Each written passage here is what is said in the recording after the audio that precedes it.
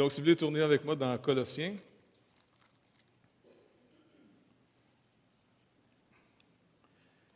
Et on va conclure le chapitre 3 aujourd'hui. Mais pour se remettre dans le contexte, on va simplement le relire, d'accord? À partir du verset 12. Même ce serait bien avant, là, mais on va faire à partir du verset 8. Mais maintenant, renoncez à toutes ces choses, à la colère, à l'animosité, à la méchanceté, à la calomnie, aux paroles déshonnêtes qui pourraient sortir de votre bouche. Ne mentez pas les uns aux autres, vous étant dépouillés du vieil homme et de ses œuvres, et ayant revêtu l'homme nouveau, qui se renouvelle dans la connaissance, selon l'image de celui qui l'a créé. Il n'y a ici ni grec ni juif, ni circoncis ni incirconcis, ni barbare ni chite, ni esclave ni libre, mais Christ est tout et en tous.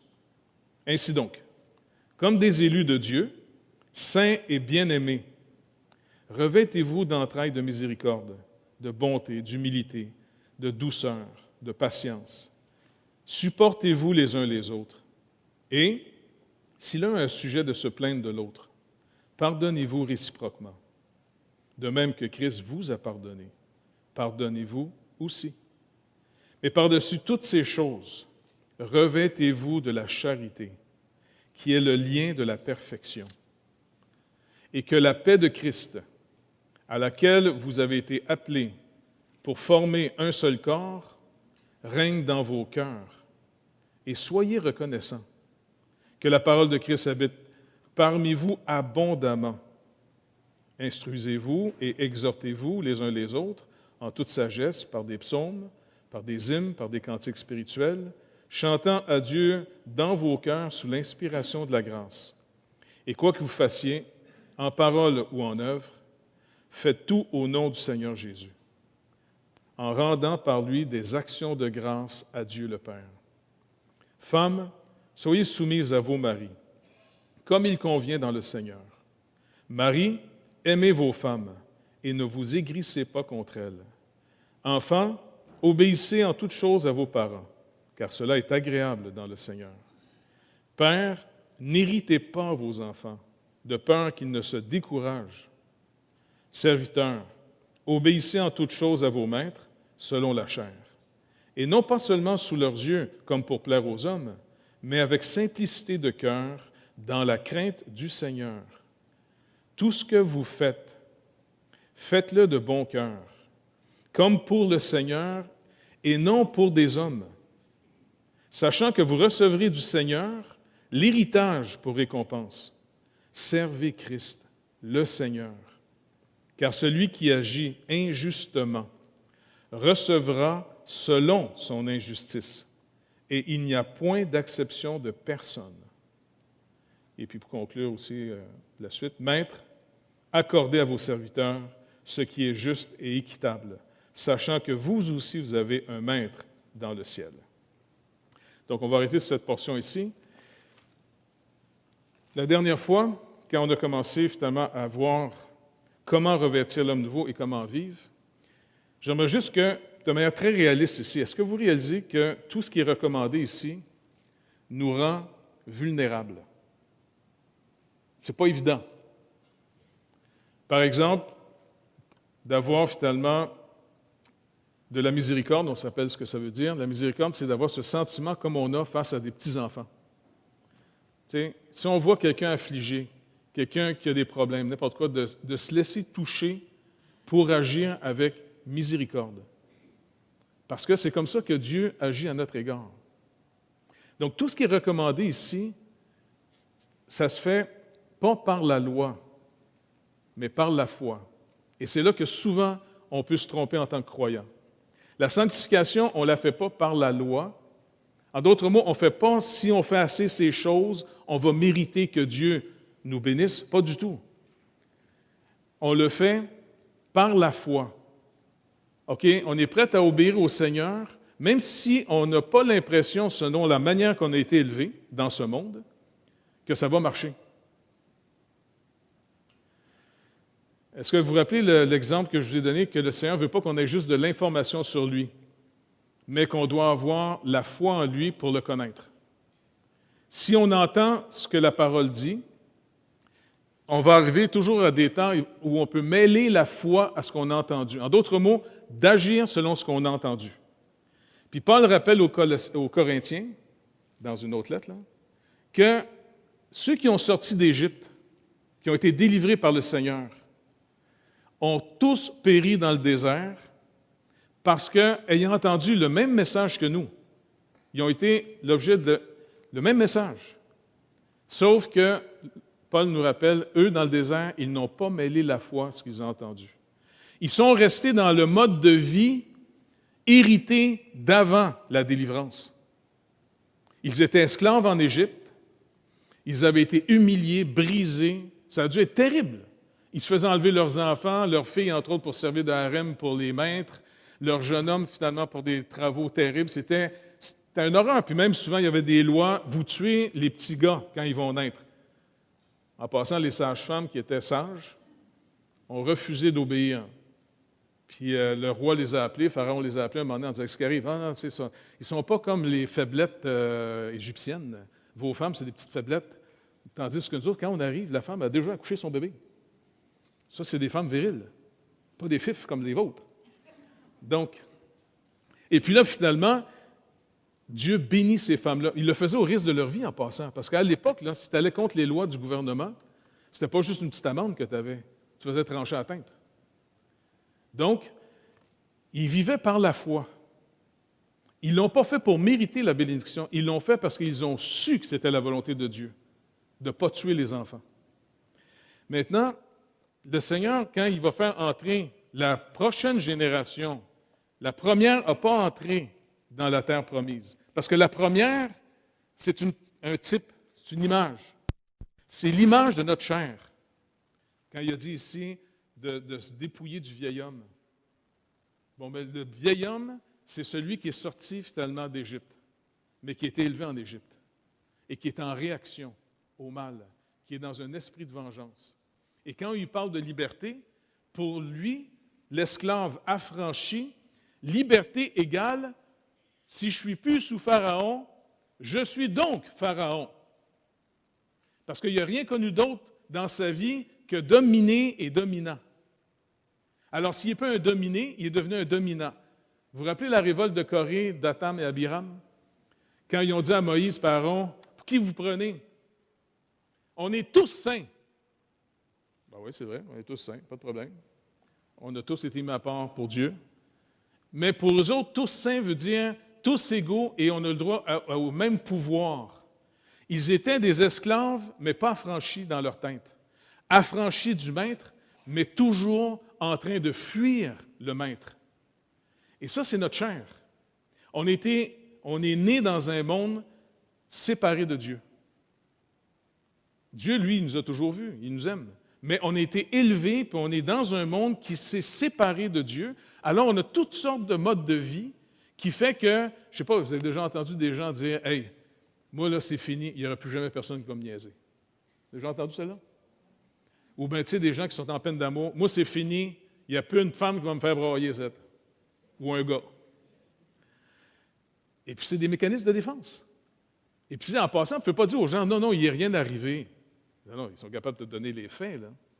Tout ça a développé en nous un mode de vie où on a été obligé d'être soi-même Dieu de notre vie.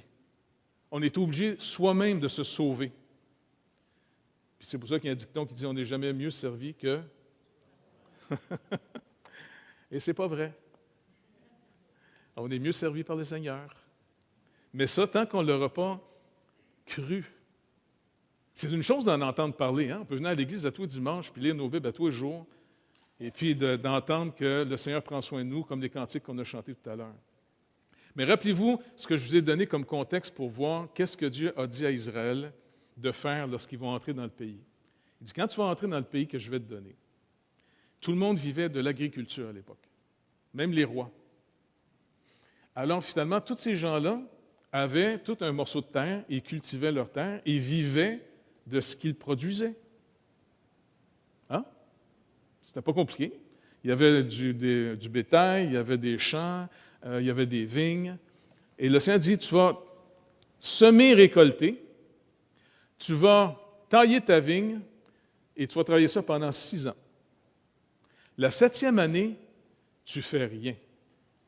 Ça va être un Shabbat en l'honneur de l'Éternel. Remarquez bien le titre, c'est « En l'honneur ». Donc Dieu dit, je veux que vous voyiez qui je suis pour vous. Alors je vous demande, la 7e année, pas de travail.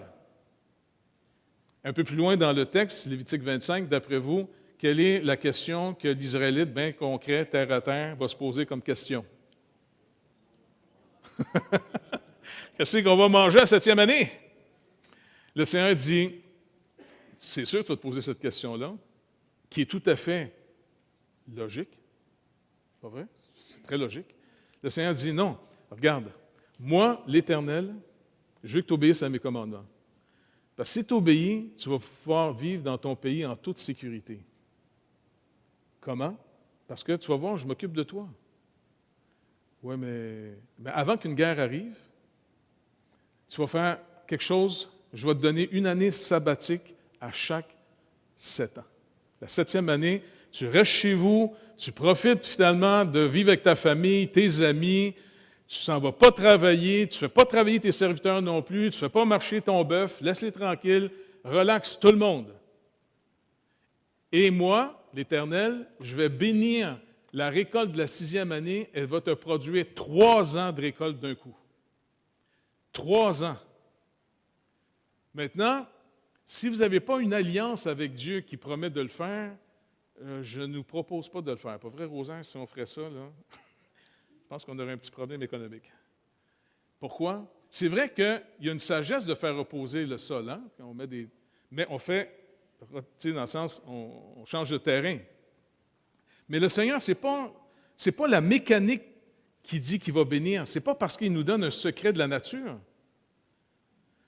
C'est parce que lui-même dit, regarde, je vais montrer, pour que tu puisses me connaître. Parce que regarde, tu peux avoir plein d'informations sur moi, mais de l'information, ça ne vaut rien tant que tu ne m'auras pas connu en mêlant la foi à ce que tu as entendu. Alors, ceux qui l'ont fait, la majorité en Israël ne l'ont jamais fait. Parce que pour eux autres, c'était comme suicidaire, cette affaire-là. Et c'est pour ça que c'est une des raisons, des centaines d'années plus tard, que Dieu les a déportés à Babylone. Puisque tu n'as jamais fait reposer la terre, elle va avoir 70 ans pour se reposer. Maintenant, le seul moyen de connaître Dieu, c'est par la sanctification. Vous vous rappelez dans l'Épître aux Hébreux, personne ne connaît le Seigneur si ce n'est par la sanctification. Maintenant, la sanctification, c'est d'obéir par confiance à ce que Dieu nous demande, et c'est une manière, c'est comme ça qu'on attend le Seigneur. Et c'est là qu'on va voir comment Dieu va agir en notre faveur. Je sais que ça a l'air des fois passif, mais c'est une passivité active, volontaire. C'est un choix qu'on fait. Par exemple, si quelqu'un vous fait du tort, c'est quoi le réflexe qu'on a? Vengeance. On va se faire justice. Et puis, ça vient tout naturellement, pas vrai? Pas besoin de te forcer pour être en colère pour te venger.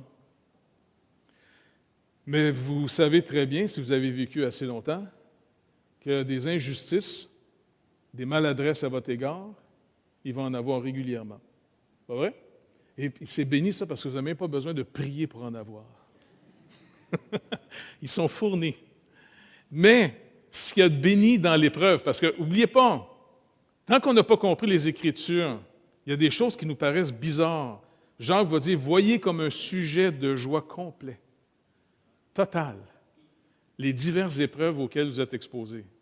La plupart d'entre nous, on est venus au Seigneur pour ne plus avoir d'épreuves. Le Seigneur dit, non, tu vas en avoir des nouvelles.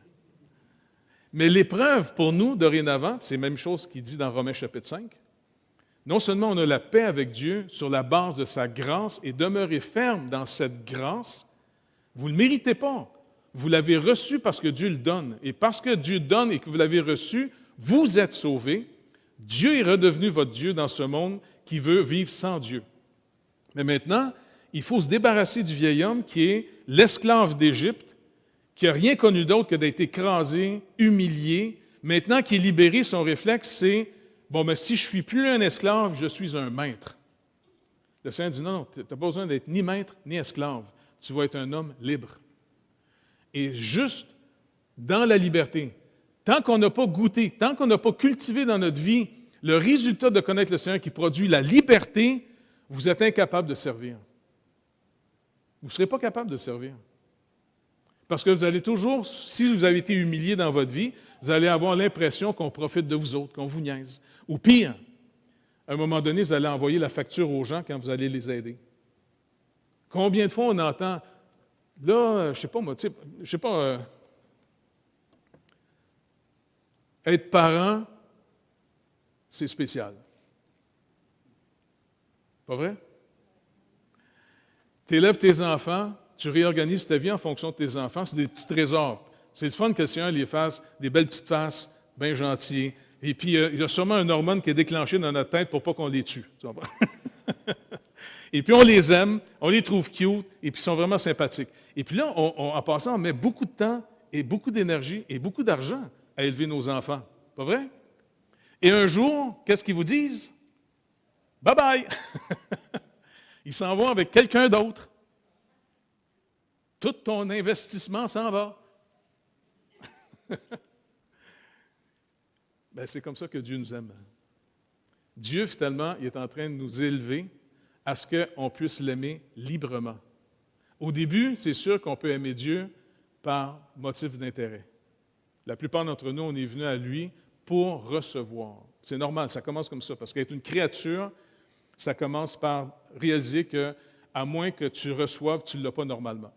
Si tu as la vie et l'existence aujourd'hui, c'est que cette vie que tu as t'a été donnée par deux autres personnes. On a besoin d'air. Surtout avec nos masques, là, on est plus conscient de ça. Là. On a besoin de l'air qui est externe pour respirer, pour vivre. On a besoin de la nourriture, on a besoin de l'eau. On a besoin de toutes les choses externes. Maintenant, le Seigneur, ce qu'il veut nous apprendre, c'est que la liberté vient seulement du résultat de connaître la source sûre. Tant que vous êtes insécurisé, vous allez vivre sur la défensive. La générosité ne coulera pas facilement. Le don de soi ne coulera pas facilement. Vous allez toujours voir, attends, il me niaise-tu, il profite-tu de moi, et tiens, attends. Le Seigneur dit, ah, regarde. C'est pour ça qu'on peut prier le Seigneur en disant, regarde, comble ma coupe pour qu'elle déborde. Et que mon comportement soit le résultat du débordement de l'amour que tu mets dans ma vie. Maintenant, le seul moyen de le savoir et de connaître ce Dieu-là, pour juste être informé, c'est d'obéir par la foi. Obéir par la foi, ici dans le contexte, il dit, puis même ce qui englobe tout ça, verset 14, mais par-dessus toutes ces choses qui viennent nommer, là, revêtez-vous de la charité. La motivation de tout ce qu'on fait devrait découler de l'amour, d'abord, que Dieu nous manifeste. Il faut le recevoir. Il faut vivre en fonction de s'attendre à l'amour que Dieu va nous donner, dans toutes sortes de petits détails, pour après redevenir à son image, à sa ressemblance. Comment on pardonne? Bien, il l'a dit juste avant. Pardonnez-vous comme Christ vous a pardonné. Comme lui. Comment le Seigneur établit une relation avec nous, sinon en nous disant, quand je te mets sous conviction que tu as mal agi, donne-moi pas des raisons. Avoue tes torts. Et il dit que Dieu est juste et fidèle pour nous pardonner. Il n'a pas dit qu'il est bon et compatissant. Il est juste et fidèle. C'est une alliance qu'il fait avec nous. C'est comme un contrat, c'est comme un mariage. Alors finalement, tous ceux qui vont commencer à connaître le Seigneur dans leur vraie vie, parce que regardez, on a lu ici, cette vie ne va pas se vivre dans un monastère. C'est sûr qu'on peut aller faire un petit saut dans un monastère une fois de temps en temps, si on veut, pour quelques jours. Oui, on peut aller dans un camp chrétien. En passant, il y en a un bientôt que je vais faire au camp des Bouleaux, là, si jamais ça vous intéresse, au mois de septembre. Bref, mais on ne s'en va pas vivre là. Même quand on s'en va, par exemple, en mission chez vous, hein, ben, on dit aux gens, quand les jours se finissent, n'oubliez pas, maintenant, vous retournez dans votre vraie vie. Parce que pour vous autres, vous n'êtes pas dans votre vraie vie, vous allez retourner bientôt dans votre vraie vie. Mais quand nous, on s'en va en Haïti, On s'en va finalement dans une période fermée de vie, mais ce n'est pas toute notre vie, ça. C'est le résultat d'avoir une vie ici qui nous permet d'être capable d'aller donner là-bas, autant financièrement, du temps, n'importe quoi. Donc, mais quand les gens ont fini leurs 2 semaines, le mois, peu importe, souvent on a un rap le soir, un temps question-réponse, puis on dit, n'oubliez pas, maintenant, préparez-vous, vous retournez dans votre vraie vie. Parce que là, c'est tous les jours, pareil. Maintenant, la vraie vie se passe où? Bien, Paul, il décrit finalement où ça se passe. Femme, où est ta vraie vie? Si tu es marié, bien, tu es avec ton mari. Et si vous remarquez, c'est ce que la parole de Dieu enseigne à la femme ici. Soyez soumises à vos maris. Peut-être le mot « soumis » est mal compris. Et souvent, il est chargé d'une mauvaise compréhension. En d'autres mots, le rôle du mari, pour qu'il puisse réussir son rôle, dépend énormément de sa femme. Dans une équipe, tu sais, par exemple, moi, je suis président de la faculté de théologie. OK? Je suis président. Mais honnêtement, moi, je représente toute l'équipe. Puis je vais être honnête avec vous autres, c'est moi qui fais le moins de travail dans toute l'équipe. Et toutes les grandes idées, elles ne viennent pas de moi. Mais à toutes les fois qu'il y a quelque chose qui se passe dans l'équipe, du côté administratif ou du côté finalement doyen de l'académie, s'il y a un changement qui est proposé, eh bien, ils en discutent ensemble et après ça, ils me disent, regarde, on pense faire telle affaire, qu'est-ce que tu en penses? Tu nous donnes-tu le droit? Parce que légalement, bien, c'est moi qui représente l'équipe. Donc, si vous remarquez, un chef dans le Seigneur, ce n'est pas un dominant, c'est un coach. C'est quelqu'un qui voit juste si on est en train d'atteindre le but. Et en même temps, tu veux équiper ton équipe pour te donner les meilleures suggestions possibles afin qu'on ait discerné le mieux qu'on peut la volonté de Dieu pour le projet. Et quand on a discerné cette volonté de Dieu et qu'on y marche, eh bien, savez-vous quoi? Non seulement on va voir des choses incroyables arriver parce que Dieu lui-même va pourvoir où ça ne peut pas arriver, et tout le monde va être content de ce que maintenant on a connu davantage le Seigneur. On n'a pas juste été mieux informé sur lui, de l'information qu'on a reçue sur lui, on l'a connu. Combien de fois en Haïti on a connu le Seigneur? Hein? Parce qu'on est sur du terrain concret et souvent, on est dans un terrain où est-ce que, pour nous en tout cas ici, eh bien, on se sent comme, wow, on n'est pas chez nous, là. On ne connaît pas toutes les règles du jeu et tout ça. Hein? C'est pour ça qu'il faut avoir des gens, comme la première fois qu'on a commencé le projet avec Normand, j'avais demandé finalement que Estave vienne avec nous. Estave, tu te rappelles? Il a été finalement, c'était notre interprète, mais pas notre interprète du créole. C'était notre interprète. C'est-tu correct ce qu'on fait ou c'est pas correct? Puis même des fois, il disait à Normand, « Oh, Normand, tu as fait un gros péché là. » Tu te rappelles? Parce que finalement, on s'en allait dans une autre culture et il ne fallait pas venir simplement avec le centre de référence qu'on a ici, qu'on s'en va là-bas. De la même manière qu'en parlant avec le doc, tu me dis, gars, ce n'est pas le temps de venir en novembre parce que vous allez être trop facilement associés à une contamination. On est des étrangers qui arrivent, si ça arrive. Et puis maintenant que le projet est rendu vraiment solide, c'est pour ça que nous, maintenant, c'est par leur proposition qu'on va voir comment on va continuer à développer le projet en Haïti. De la même manière, c'est par Pasteur Cudjoe et Pasteur Joe au Ghana qu'on va continuer à développer, voir qu'est-ce que Dieu nous permet de faire en Afrique. Vous comprenez finalement le but de la soumission? C'est pour ça qu'à la fin, quand il parle de l'homme, la femme, tout ça, de la soumission, il finit souvent par « soumettez-vous les uns aux autres ». C'est toujours discerné finalement dans la liberté. On n'a pas besoin de devenir un chef dans le but de dire « j'ai réussi, je suis en haut de la pyramide ». Non. Dans l'œuvre de Dieu, si tu as réussi, c'est que tu deviens un vrai leader qui inspire à ce que les gens te donnent leur soumission, qu'ils donnent leur soumission au projet. Et c'est comme ça, finalement, que l'autorité de quelqu'un dans le royaume de Dieu est bâtie. Le monde, au contraire, c'est par la menace, c'est par l'achat, c'est par les cadeaux, c'est par toutes sortes de manipulations que souvent les gens essaient d'être des chefs. Mais dans le royaume de Dieu, c'est une autre règle de vie. car c'est Dieu qui appelle. On ne s'appelle pas. Paul n'a pas rempli finalement une demande, je ne sais pas moi, une offre d'emploi qui était affichée à Jérusalem. Les apôtres disaient, bon, on a besoin d'autres apôtres. Y a-t-il quelqu'un qui veut appliquer pour la job? Non. Il n'a pas rempli une formule d'application. Le Seigneur l'a appelé. Et le Seigneur lui a montré tout ce qu'il devra souffrir à cause de lui. Les apôtres, c'était tout pareil. Pierre, laisse-moi te montrer comment tu vas me glorifier. Il lui a montré comment il était pour mourir martyr à cause de Christ. L'appel de Dieu. En tant que croyant, maintenant, on doit se débarrasser d'une mentalité où ma vie m'appartient. Et dorénavant, seul par le Saint-Esprit, c'est seulement ceux qui sont régénérés et remplis du Saint-Esprit qui sont capables de vivre sous la seigneurie de Christ maintenant. Quand tu entends des gens qui se disent chrétiens dire « Non, c'est légal à cette heure », bien, ça dépend, c'est légal de qui? Si c'est légal de tuer vos enfants,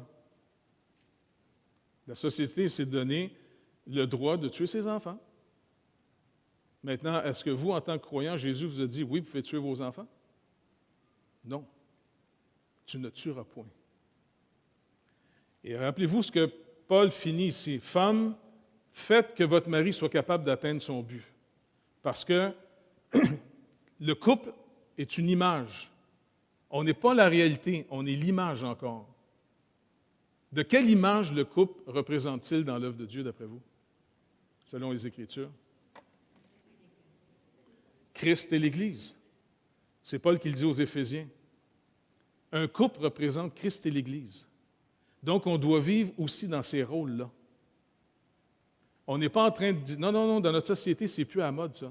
Bien, peu m'importe la mode. Moi, ce n'est pas une mode que je suis, c'est le Seigneur Jésus-Christ que je suis.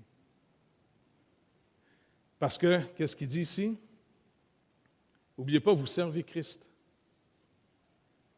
Car celui qui agit injustement, selon quelle loi on agit injustement? Selon la loi de Christ. Celui qui agit injustement recevra selon son injustice, et il n'y a point d'exception de personne. Faites attention de tomber dans une forme de grâce où vous pensez qu'il n'y a aucune conséquence au mal que vous faites. Il va y avoir des conséquences. De la même manière qu'il y a des conséquences positives pour ceux qui auront agi par la foi, dans l'obéissance à la parole de Dieu. Il va y avoir une différence. Donc, c'est pour ça que, mesdames, vous devez retrouver, selon le modèle du Seigneur, c'est quoi être soumise. Selon le Seigneur. En d'autres mots, si votre mari vous demande de participer avec lui à de la contrebande de dope, puis vous dit « Hey, t'es chrétienne, t'es supposée être soumise. » Non, il y a des gens qui ont déjà eu ce défi-là. Là. Ils ne comprennent pas. La soumission, ce n'est pas de l'obéissance aveugle. Ça marche? C'est d'aider la personne qui reçoit un mandat de la part de Dieu dans l'ordre de Dieu. Par exemple, il nous est demandé à nous, citoyens, d'être soumis à nos autorités civiles. Et tant que ça ne soit pas à l'encontre de la volonté claire de Dieu, on doit être soumis. Par exemple, nos impôts, il faut les payer. Eh oui! Puis n'oubliez pas, à l'époque, les impôts qu'ils payaient, c'était des impôts aux conquérants. Ils faisaient vivre ceux qu'ils avaient vaincus. Ça, c'est plate. Nous autres, on fait vivre des fois, on ne sait pas qui, là, mais en tout cas, c'est une autre histoire. Mais eux, c'était carrément les Romains avaient conquis le pays, et Paul dit, n'oubliez pas, payez vos impôts. Et ça, c'était donc à César. Écoute, c'est frustrant un peu. Mais le seul moyen de connaître le Seigneur, ce n'est pas de trouver une mécanique qui marche tout seul. C'est ça qu'on a été éduqués comme ça dans le monde. On a été éduqués pour essayer de trouver des lois qui marchent tout seuls. Vous comprenez? Pour connaître Dieu, il faut découvrir selon son alliance avec nous. N'oubliez pas, la nouvelle alliance en Jésus-Christ est une alliance très précise, claire, nette et précise. Elle est différente de celle de l'Ancien Testament. C'est pour ça que des chrétiens qui retournent au régime alimentaire de l'Ancien Testament, ou se réunir le samedi en pensant que c'est la journée la plus sainte de la semaine, ou faire toutes les œuvres de Dieu sous l'Ancien Testament. La plupart de ces chrétiens-là, en passant, ils font ça comme dans un buffet. Ils prennent juste les règlements qui font leur affaire. Ça veut dire que même la manière que tu coupes ta barbe, ton linge, il faut qu'il y ait juste un tissu, un fil, une sorte de fil, il n'y a pas de polyester. Esther est une reine. Et bref, les gens ne comprennent pas que la loi était là pour définir clairement ce que Dieu avait fait par les alliances. Et toutes ces alliances-là étaient tout le temps de Adam dans le jardin, il a échoué. Noé a aussi, Dieu a renouvelé une alliance avec Noé. Et l'alliance qu'il a renouvelée, pas qu'il a faite à nouveau, qu'il a renouvelée, c'est celle de la création. Il va préserver la création. La création que Dieu a créée, elle va être pour toujours.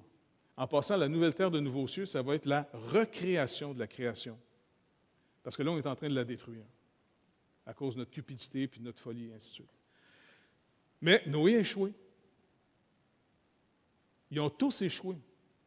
Quand il a renouvelé après ça sa promesse par une alliance avec Abraham, Abraham, il a été fidèle jusqu'à un certain point, mais il a échoué dans d'autres domaines. Il a menti, fait passer sa femme pour sa sœur, ainsi de suite. Donc, on pourrait dire, c'est tous des Adam. Tu sais? Israël, après ça, a été mis à part pour être un autre Adam, le peuple de Dieu. Ils ont tous échoué. Et ce qui est béni, vraiment la bénédiction la plus belle de toutes, c'est quand Jésus arrive, il est la postérité. Tout est lui. Il est l'Israël de Dieu, il est le temple, il est l'eau, il est le pain, il est tout. Toutes les images données, c'est lui. OK? Il forme 12 hommes. Et ça, c'est vraiment trippant, ça, c'est vraiment beau. Pour conclure l'échec total d'Adam en dehors de lui, même les 12 après 3 ans et demi de formation de disciples, écoute, c'est pas n'importe qui, là. Imagine ton pasteur, c'est Jésus. C'est pas un fou comme moi, là. C'est Jésus. Tu comprends? Si tu as une juste interprétation des Écritures, là, tu l'as avec lui tout le temps. Eh bien, après 3 ans et demi, ils ont marché avec lui, ils ont vécu avec lui, ils ont vu toutes ses réactions, ils ont vu les miracles. Même le Seigneur leur donnait le pouvoir d'en faire, de chasser des démons. Les gars revenaient, ils n'en revenaient pas, ils racontaient finalement leurs exploits. « Hey, j'en ai chassé 10 la semaine passée. C'était trop beau à voir. » tu sais. Puis le Seigneur disait « Non, c'est bien là, mais c'est rien. Réjouissez-vous plutôt que vos noms sont inscrits dans le livre de vie. » Moi, je vous rachète, les gars. Mais les autres, ils continuent. Mais c'était quoi leur grande conversation adamique? Qui est le plus grand? C'est qui le plus important? C'est qui va être en haut de la pyramide, qui va être le boss? Puis Jésus, régulièrement, il arrêtait, il se retournait. Parler de quoi? Et Jésus faisait exprès de stimuler, de montrer leur côté adamique. Les gars, vous allez apprendre à vous en débarrasser continuellement. Faites attention, ce n'est pas parce que vous allez naître de nouveau que vous n'aurez plus votre vieille nature. Vous allez devoir vous en méfier continuellement. Moins tu as nourri, moins il va y avoir d'effet. Plus tu vas te nourrir ton homme nouveau, plus il va y avoir de l'effet. Donc, et au scandale des disciples, le dernier vrai repas de la Pâque. Le dernier repas type. Jésus l'a fait avec ses disciples. J'ai vivement voulu manger ce dernier repas avec vous. Parce que ça, c'est le repas qui disait, regardez les gars, ce qu'on mange là, qui symbolisait la délivrance à partir de l'Égypte, qui était un type encore, bien, c'est moi qui s'en viens maintenant être l'agneau qui va verser son sang pour vous sortir du pharaon de ce monde qui s'appelle Satan. Le monde est entièrement sous son pouvoir. Mais vous allez me suivre. Mais pour que ça arrive, ce n'est pas plus d'éducation, ce n'est pas plus de miracles, je dois aller payer la dette. Et vous allez être mis dans ma mort. Le salaire du péché, c'est la mort. Et puisque vous allez être mis dans ma mort, vous allez être maintenant amené en nouveauté de vie. Et c'est pour ça qu'on est responsable maintenant d'explorer cette nouvelle sorte de vie pour développer des nouveaux réflexes. Si on n'obéit pas, même si ce n'est pas à notre avantage. Moi, je pense entre autres aux femmes, vous avez finalement en ce moment une campagne claire, nette et précise de voir comment les hommes n'ont pas été à la hauteur, qu'ils vous ont dominé, qu'ils vous ont manqué de respect. Pas vrai? Il y a assez d'excuses pour dire « jamais, jamais me soumettre ». Mais le problème, c'est que ce n'est pas à votre homme que vous devez vous soumettre et obéir. C'est à Christ. C'est à Jésus-Christ. Et n'ayez pas peur, parce que même Pierre rappelle l'exemple de Sarah, qui n'a pas eu peur d'appeler son mari « mon Seigneur ». Là, c'est un peu fort, là, tu vas dire, mais dans quel sens qu'elle n'a pas eu peur? Est-ce que vous réalisez que cette femme-là, elle est mariée à un homme qui reçoit un appel d'être le père d'une multitude. Puis le problème qu'elle a est stérile. Pensez pas qu'elle n'a pas peur de se faire rejeter? Qu'elle fait échouer l'appel de son mari? Quand le Seigneur annonce, parce qu'elle a trouvé une solution légale, tu vas coucher avec ma servante, c'est légal, elle va devenir une mère porteuse, en d'autres mots, et puis tu vas avoir ton fils par elle. Ça a donné Ishmaël. Les autres étaient contents, tout le problème est réglé. Le Seigneur va visiter Abraham. Avant que l'année finisse, tu auras ton fils. Lui, il n'est plus capable d'y croire. Là. Il dit la même chose quand les 3 hommes viennent. L'Éternel est parmi les 3 hommes. Ta femme, l'année prochaine, avant que l'année finisse, elle va avoir le fils. Elle-même est dans sa tente Paris. Ben oui. Elle rit et elle dit, y a-t-il encore des désirs? Mais c'est intéressant parce que c'est pas qu'Abraham était devenu un gars qui a besoin de petites pilules bleues. Là. Non, je vous le dis parce que qu'est-ce que la Bible nous raconte après la mort de Sarah? Il s'est remarié avec Kétura et il a eu des enfants avec elle. C'est rendu vieux, là. Donc, quand cette petite phrase-là est intéressante, ce couple-là, ça ne devait plus être le gros amour passionnel. Tu sais, ça doit être des bons amis, là. Tu sais? Mais ça ne devait pas être, tu sais, attends, y a-t-il encore des désirs pour moi, lui, là? Elle se marie, puis c'est pour ça que l'homme va dire, « Tu ris, Sarah? » Aussi menteuse que son mari. « Non, non. » D'accord, on va l'appeler Isaac. On joue et c'est comique.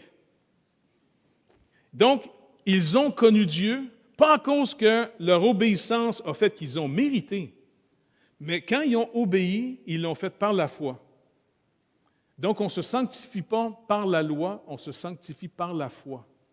C'est pour ça que toutes les épreuves qui nous arrivent, les défis qui vont nous arriver, vous avez le choix de continuer à les régler à la manière du vieil homme, avec toutes les raisons valables, ou bien de dire non, moi je veux connaître Dieu. Moi je veux connaître le Seigneur, parce que dans cette vie-là, il y a bien des choses qui ont l'air à marcher par tout seul. Mais ce n'est pas que ça marche. Le but de ma vie, là, à ce temps, c'est plus que ça marche ou que ça ne marche pas. Le but de ma vie, c'est de connaître le Seigneur. Je suis en train d'accompagner une dame à Québec qui est en train de mourir. Et puis, sa fille m'a appelé, c'est chez Diane, c'est là qu'on avait commencé l'étude biblique il y a bien des années, des années 80 à Québec. Et puis, ça vous, les gens avant de mourir, là, quand ils savent, sont assez lucides. Là, ça va de moins en moins bien, là, mais c'est courant. Devinez avant de mourir, à quoi vous pensez?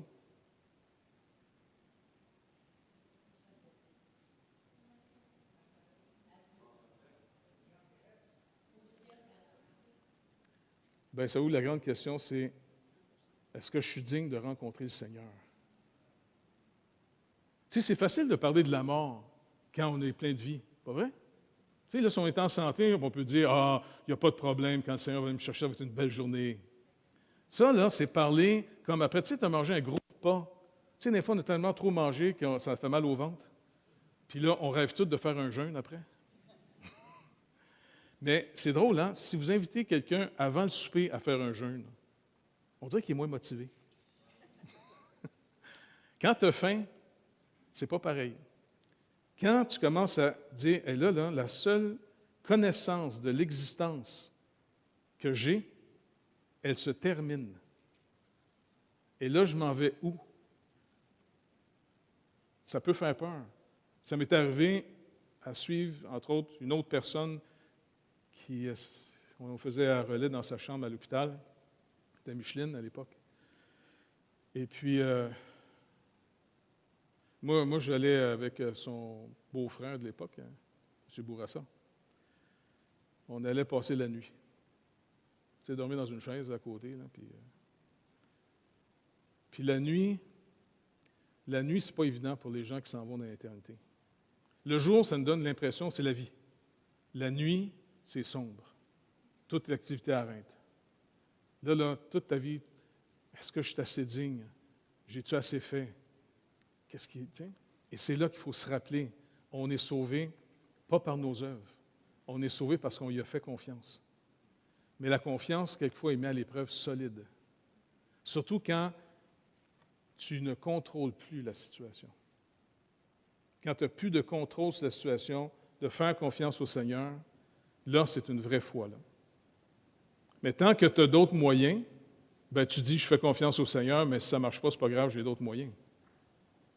Abraham, quand il a fait confiance au Seigneur, qui a été, peut-être un acte de foi simple, il a été couché avec sa femme. Bon, ce n'est pas un gros œuvre, là, mais sa femme a dit, OK, on va évangéliser à soir. Eh bien, finalement, il n'a pas considéré son corps comme mort. Puis pas juste son corps. Moi, j'ai l'impression que leur désir l'un à l'autre, il y avait tellement eu de déception qu'une relation, si tu ne fais pas attention, ça peut s'éteindre. Hein? Mais ça n'enlève pas que tu es marié. Il y a un contrat, une alliance qui a été faite. Et le Seigneur tient énormément à ce qu'on respecte nos alliances. Parce que si vous ne respectez pas vos alliances, pourquoi vous allez croire que Dieu va respecter la sienne envers vous? Donc, c'est pour ça que le lieu où on va commencer à vraiment connaître le Seigneur de manière très concrète, ça ne sera pas ailleurs. Ça va être dans notre vraie vie. La vie de famille. Femme, mari. Mari, aimez vos femmes. Donc, en d'autres mots, si la femme doit apprendre finalement à aider son mari à atteindre son but, le mari, il faut qu'il donne une stimulation aussi à sa femme pour qu'elle veuille. Quand une femme aime son mari, ou même quand on aime finalement l'équipe dans laquelle on est, on veut qu'elle gagne. Puis il dit, fais attention, cherche-la pas dans ses erreurs sans arrêt. Tu sais, les mauvais chefs, là, c'est ceux qui trouvent toujours en erreur. C'est pas correct, c'est pas correct, c'est pas correct. Non, écoute, montre-moi ce qui était correct au moins. Là. Après ça, il dit, enfants, nos enfants, on veut tous les enseigner, hein, la parole de Dieu. On veut que nos enfants connaissent le Seigneur. Mais comment ils vont pouvoir connaître le Seigneur? Ils ont un acte de foi à faire. Obéis à tes parents. Parce que déjà dans leur petite vie, ils ont déjà leurs propres règles. Mais si les enfants, on leur apprend que de faire confiance à tes parents dans l'obéissance, et c'est pour ça que ceux qui auront été des mauvais parents, il y a un moyen jugement qui attend ces gens-là. Parce que là, le fort est toujours pour le faible. Toutes les alliances, vous allez voir dans la Bible, c'est toujours une alliance que le fort va s'occuper du faible. Alors finalement, le Seigneur dit, si quelqu'un est une pierre d'achoppement pour un enfant, vaut mieux qu'il s'attache une meule, tu sais, une pierre de meule, là, puis qu'il jette dans la mer. Parce que tu as brisé sa capacité. Si tes parents ne sont pas dignes de ta confiance, pourquoi les autorités plus tard dans la société, partout où tu vas vivre, pourquoi tu vas faire confiance aux autorités? Les premières personnes qui incarnent cette réalité d'autorité, c'est tes parents. Il y a des gens qui restent des petits rebelles chroniques sans arrêt. Parce que ça a été brisé. Puis les autres, ils pensent qu'ils sont forts. On est même dans une culture qui loue et louange les rebelles, comme s'ils étaient plus intelligents. Combien de fois dans les films qu'on regarde, les autorités sont toujours les losers et puis le rebelle, c'est le héros? Hein? C'est pas selon la parole, ça. Ça commence où? Ça commence dans la famille. La famille est vraiment le lieu de formation de disciples par excellence. Parce que si tu dis aux enfants, regardez, vous devez apprendre à nous obéir. Nous, on va faire attention pour ne pas vous décourager. Parce que si tes exigences sont trop demandantes aux enfants, tu vas les décourager parce que tu les mets toujours en échec. Donc, c'est un milieu pour dire à l'enfant, regarde, apprends à nous obéir en passant, sais-tu, Dieu dit que quand tu nous obéis, Dieu dit c'est agréable pour lui. Il est content. Il voit quand tu obéis. Même plus que ça, C'est le premier commandement avec une promesse, afin que tu vives de nombreux jours dans le pays que l'Éternel va te donner. Donc, ça compte. Et pour l'enfant, vous ne voulez pas juste lui donner de l'information biblique. Tu sais, j'entends souvent les parents dire je veux apprendre à faire un culte avec mes enfants le matin, puis tout ça, tu sais. Bien, moi, être honnête avec vous autres. Moi, en tant que pasteur, tout le monde doit s'imaginer que j'ai mis ma petite fille à mémoriser la Bible au complet, à faire des push-ups en priant. Eh bien, non. Non, parce que le déjeuner, le dîner puis le souper, c'était normal, on parlait du Seigneur tout le temps. Mais dans la vraie vie, comment mieux le connaître?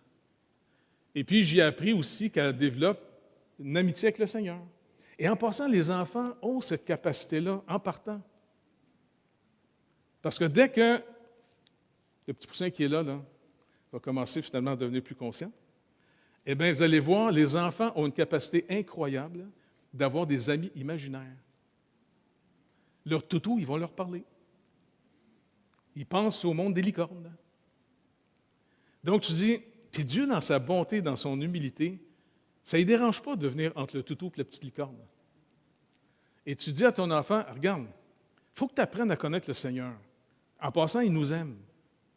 Il nous aime, et puis il aimerait ça s'occuper de toi. Il veut être ton Dieu. Ah oui? Oui, il veut. Regarde, il nous a donné, nous, pour s'occuper de toi. Mais il va se garder une petite place à lui aussi. Ah oui, comment? Ben, regarde, si tu as besoin de quelque chose, apprends à y demander, puis garde ça secret. Dis-le pas à personne, c'est juste entre toi et Jésus. Et tu vas voir qu'est-ce qu'il va faire. Et c'est comme ça que j'ai élevé ma fille. Demande les choses au Seigneur. Et puis, c'est arrivé à quelques reprises que le Seigneur a fait des relations concrètes avec toi. Après que la relation est établie, que Dieu existe pour vrai, parce qu'ils l'ont expérimenté, là, quand tu leur donnes la Bible en disant, regarde, ça, c'est la parole du Dieu que tu connais. Et non pas juste une philosophie de vie ou une religion. Non, une vraie relation avec Dieu. On veut parler de lui comme des témoins. Les gens du monde là, sont tannés d'entendre des histoires. Puis ils ont peur des gens qui sont intellectuellement bien habiles pour être capables de te vendre un frigidaire. Ils veulent des témoins. Dis-moi, ça a fait quoi ça dans ta vie? J'aimerais donc ça que ça soit vrai, ce que tu me dis.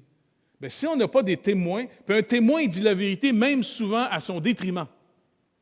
Un manipulateur, il va dire des faits à son avantage. Il ne faut pas que l'Église devienne manipulatrice. Il faut continuer à dire la vérité tout le temps, même si ce n'est pas notre avantage.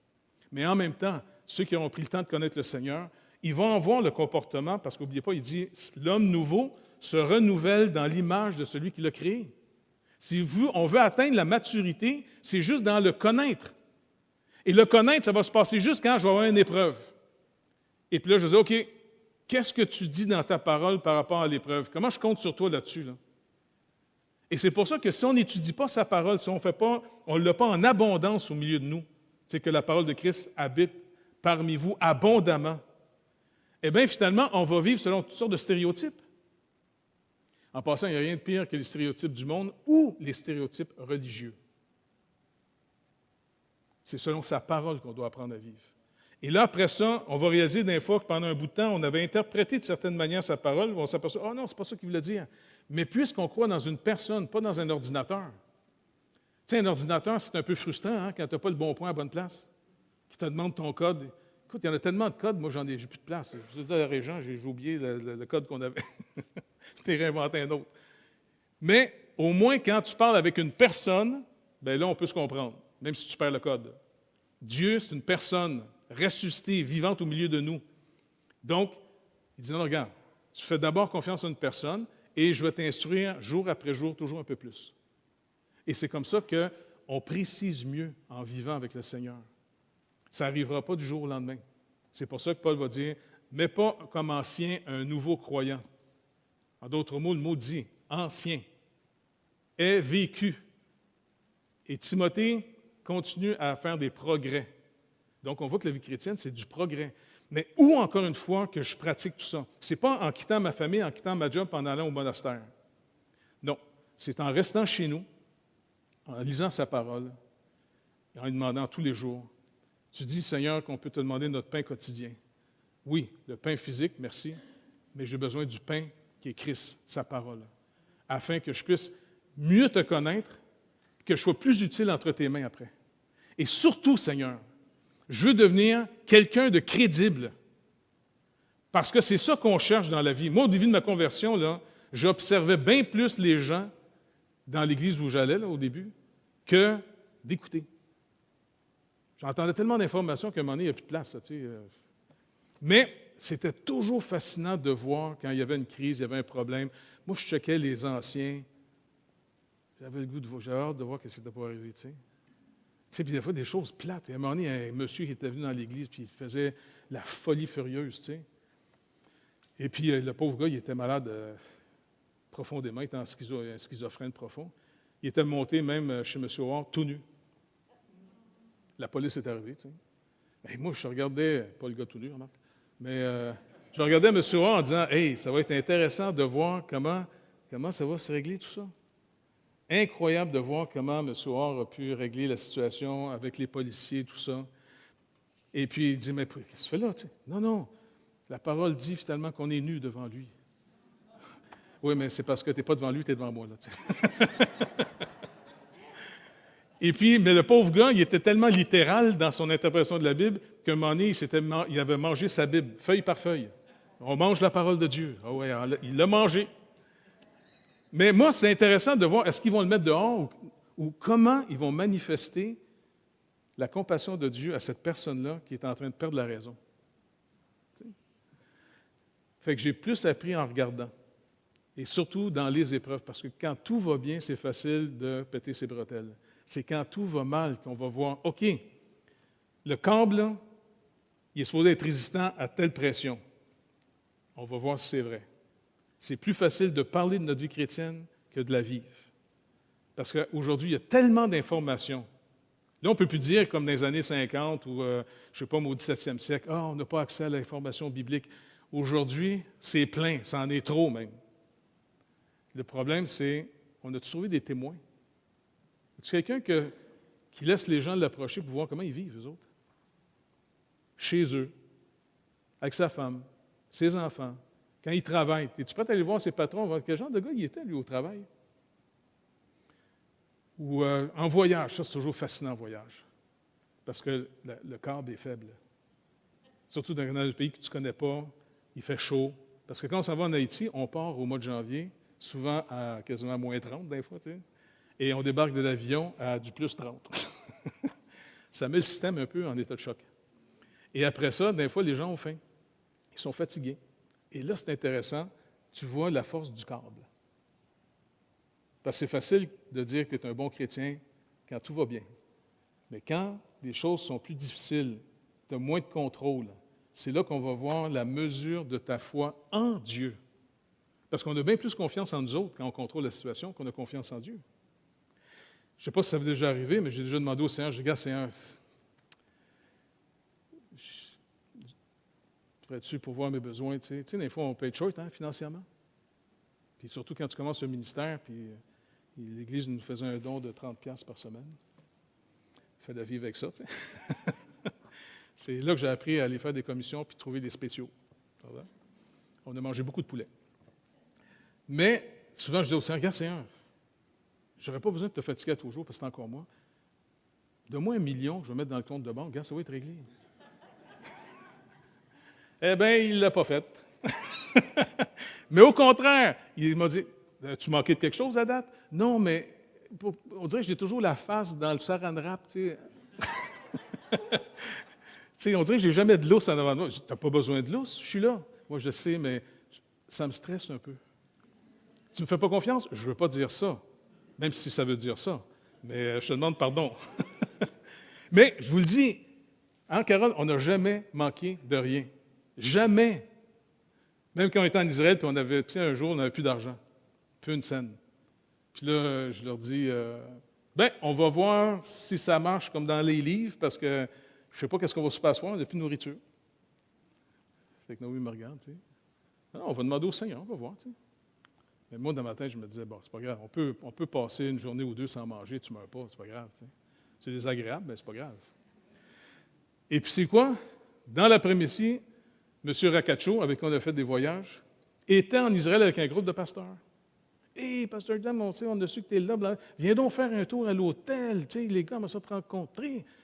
Ah, c'est vrai si je viens avec ma femme puis ma fille? Oui. OK. C'est pourquoi? Pour le souper. OK. Ça fait exactement. Hey, de ce soir, le Seigneur nous paye le restaurant. On a marché, parce qu'on n'a pas d'argent, on a marché sur le bord de la plage, à l'hôtel. Et puis là, on mange avec tout le monde. Puis en insécure, comme un écureuil, j'ai pogné des petits morceaux de pain. Et un pasteur est venu me voir. Et écoute, le Seigneur m'a vraiment à cœur de te donner ça, une enveloppe, tu sais, avec de l'argent. Puis moi, je suis toujours nerveux quand ça. Non, merci. Hey, prends-la. Le Seigneur m'a dit de te la donner. OK. Il y avait 100 piastres US dedans. Mais toutes ces petites choses-là, le Seigneur fait un contact avec toi, il t'apprivoise. Fait que quand ça va être la fin de notre existence, est-ce qu'à l'hôpital, on aimerait ça être encore des témoins de la grâce de Dieu? Pas juste raconter une religion, raconter des histoires de quelqu'un avec qui on a connu. Pas juste de la théorie. C'est pour ça qu'entre nous, là, je vous demanderais, là, on va commencer à se revoir, là, on va commencer à se reparler pour vrai. Là. Racontez-vous des histoires que vous vivez avec Dieu. Parlez de sa bonté à votre égard. C'est ça le louer. Le louer, ce n'est pas juste chanter. Le louer, ça veut dire parler hautement de quelqu'un. Parlez-nous de ce que vous vivez avec le Seigneur. Pas les grandes œuvres que vous faites pour le Seigneur. Ça nous tape ses nerfs.